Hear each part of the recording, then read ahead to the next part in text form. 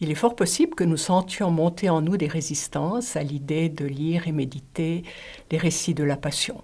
C'est assez normal parce que nous passons notre temps à essayer de fuir la souffrance et la mort, et là, nous sommes confrontés à un certain Jésus de Nazareth qui traverse la Passion et va vers la mort, et vers la mort en croix.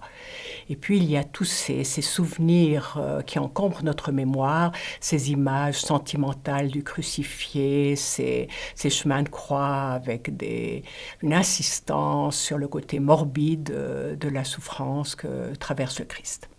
La tentation serait donc de sauter à pieds joints sur la Passion pour nous mettre à l'écoute directement des récits d'apparition pascale. Il va donc nous falloir un certain courage pour entrer dans ces récits, et puis surtout une attitude, une ouverture du cœur pour reconnaître que le crucifié que nous allons accompagner est en fait notre Dieu, et que c'est à travers ces récits que nous aurons la manifestation la plus éminente de l'amour de Dieu.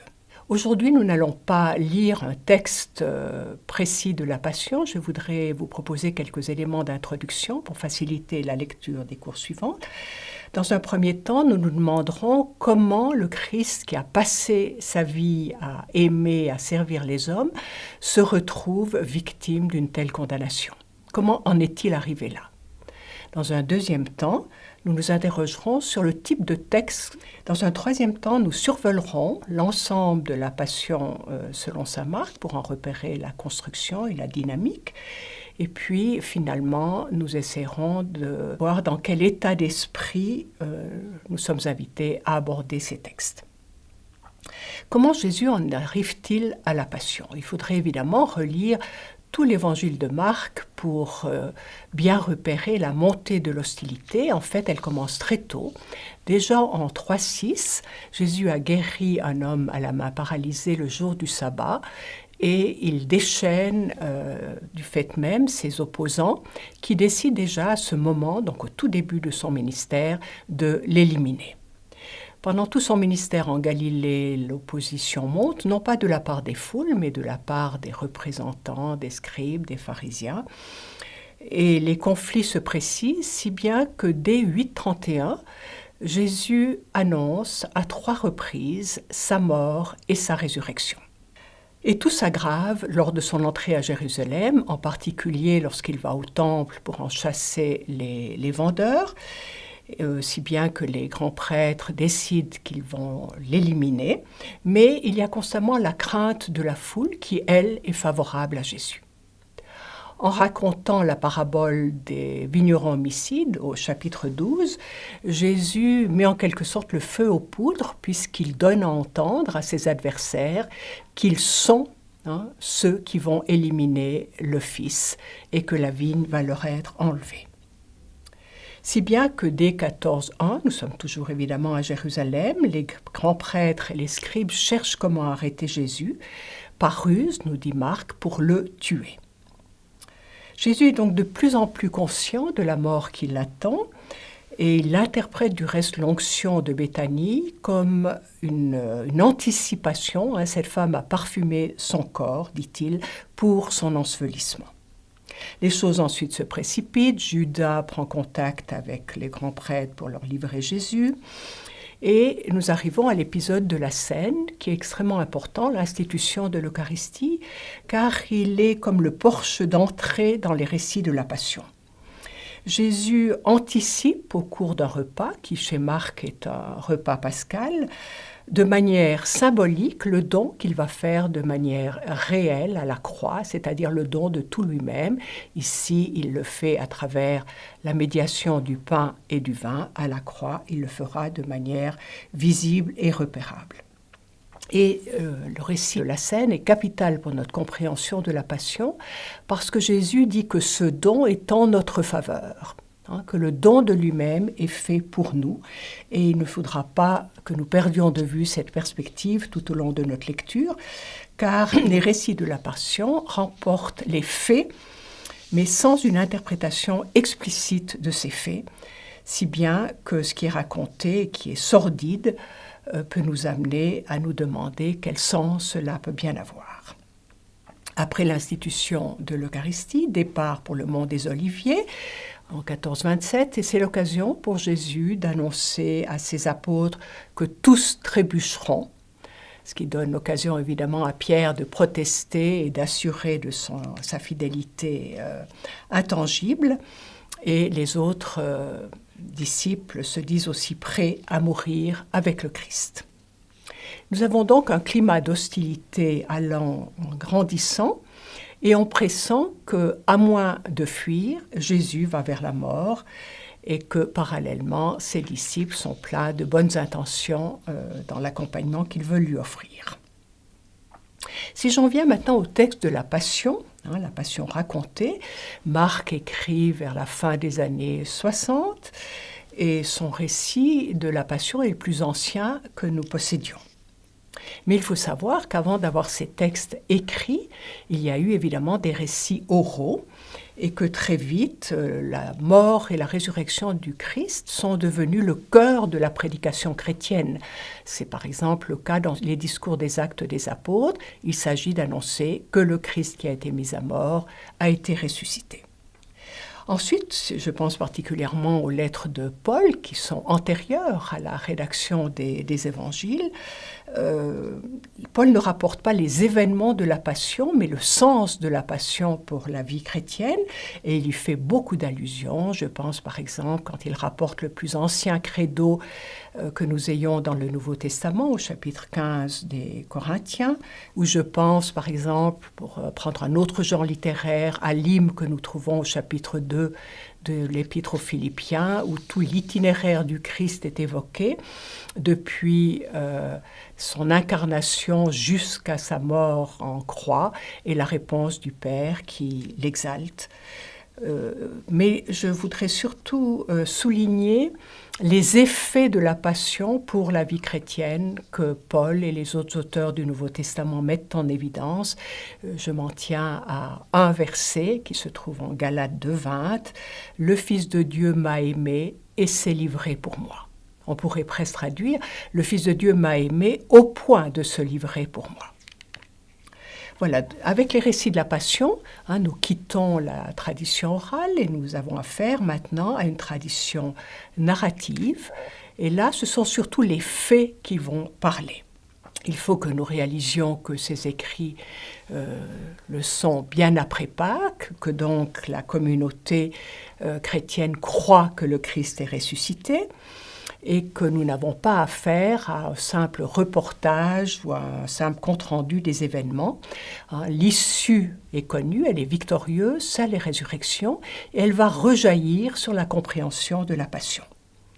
Il y a par exemple un grand écart entre ce qu'a dû être la compréhension des disciples au soir du Vendredi Saint, une débâcle, une déception, des questions désespérantes, et la manière dont les évangélistes vont raconter ces épisodes. Ces récits l'ont été par des croyants, donc par des adeptes, si j'ose dire, de Jésus de Nazareth ressuscité. Ils l'ont été sous l'inspiration de l'Esprit Saint. Et il faut bien prendre conscience que ce sont donc des récits orientés. Ce serait très différent si nous avions, par exemple, le récit des adversaires de Jésus, le Sanhédrin, qui met par écrit sa victoire sur ce Jésus qui, à leurs yeux, était un faux Messie, ou si nous disposions du rapport militaire des soldats romains qui ont crucifié le Christ. Il reste que nous possédons le récit d'un drame qui débouche sur la mort. Mais le climat, vous allez le sentir, est de sérénité. Parce que le sens de cette passion et de cette mort a peu à peu émergé dans la communauté grâce à la méditation de ces événements, à la célébration liturgique, etc. Et ceux qui écrivent vivent de cette mort et de cette résurrection qui est le centre de la vie chrétienne. À tel point que ces récits ont presque une tonalité liturgique. Nous le sentons par exemple le dimanche des Rameaux quand on lit toute la Passion à la suite. L'objectif des évangélistes est assez différent, j'allais dire, de ceux de certains cinéastes qui manient l'horreur. Il y a une grande retenue, une extrême pudeur. Nous verrons ils le firent flageller, ils le crucifièrent, sans aucune description, Jésus n'est pas présenté comme le Superman de la souffrance, parce que ce n'est pas la compréhension que la communauté chrétienne en a.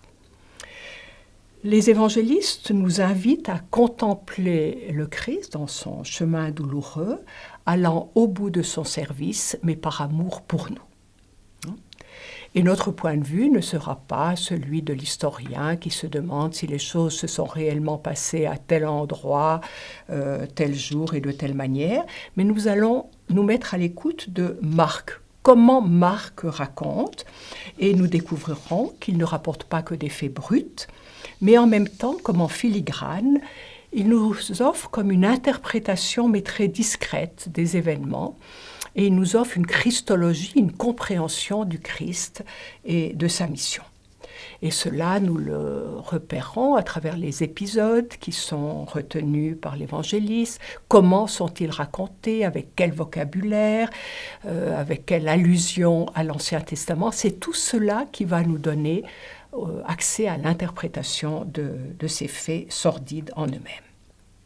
La perspective de Marc, elle est assez éprouvante. Si on regarde la passion vue du côté des hommes, des artisans de la passion, c'est la noirceur.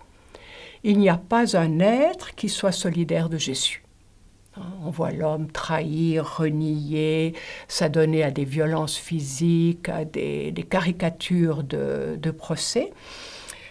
Et il n'y a pas ce que j'appelle une oasis. Vous voyez, si vous lisez par exemple la Passion selon saint Luc, il y a un ange qui vient consoler Jésus à Gethsémani, où il y a l'épisode du bon larron, comme si la Passion avait déjà des effets sur un des brigands crucifiés avec Jésus. Nous n'avons rien de cela dans la Passion selon saint Marc, et vous vous étonnerez peut-être de ne pas trouver certains épisodes qui vous sont familiers. Je pense à Pilate qui se lave les mains, ou aux soldats qui percent le côté de Jésus en croix, ou à la présence de Marie et du disciple bien-aimé autour de la croix, que Marc ne connaît pas, ou en tout cas qu'il ne rapporte pas.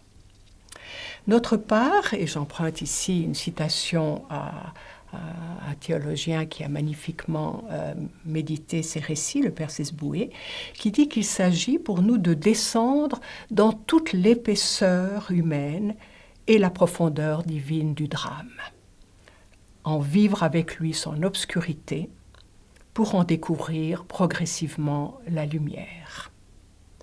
Nous avons donc, en quelque sorte, dit le père Sesboué, à nous laisser faire par le récit pour en recueillir l'effet de sens, en respectant ces étapes et dans leur succession comme dans leur solidarité. Cela m'amène donc à vous proposer de survoler l'ensemble de la Passion selon saint Marc, qui se déroule donc de 1443 à 1547. Vous trouvez le schéma en annexe de ces épisodes. Il y a en quelque sorte deux parties. Une première partie qui est toute centrée autour du livret. On a l'impression, excusez-moi l'expression, mais qu'on se refile Jésus, jusqu'à Pilate qui va le refiler aux soldats pour le flageller, le mettre à mort. Et dans la deuxième partie, tout est centré autour du terme de la croix, aussi bien le substantif que le verbe crucifié, depuis la comparution devant Pilate jusqu'à l'ensevelissement. Et je souhaiterais que vous ayez le courage de cette lecture suivie, à faire si possible en une fois, en prenant la succession des épisodes que vous trouverez donc en annexe, pour sentir cette ambiance, pour laisser monter en vous des réactions d'horreur, de refus, d'incompréhension, mais de nous situer face à ce récit avant même d'entrer dans l'étude de ce récit. Et nous pourrons avoir l'impression que Jésus est une victime, puisqu'on lui fait subir les choses, et c'est vrai en apparence. À vue humaine, il est le grand perdant. Son projet est totalement mis en échec. Il finit lamentablement comme un brigand. En réalité, si votre lecture est perspicace, vous découvrirez que Jésus domine par sa dignité, par qu'il est souverainement libre, il est loin de subir, il donne consciemment sa vie, et c'est cela que nous allons essayer de repérer. Nous nous trouvons donc en présence d'un récit où il nous sera demandé d'écouter, de regarder, de comprendre et d'accueillir. Ce sera capital pour notre compréhension du Christ et pour notre compréhension du Père, parce que tous deux sont dans le don, et c'est cela qui est important. Et ce sera capital aussi parce que c'est le lieu, je crois, le plus éclairant pour notre rencontre avec le mystère du mal et avec la souffrance.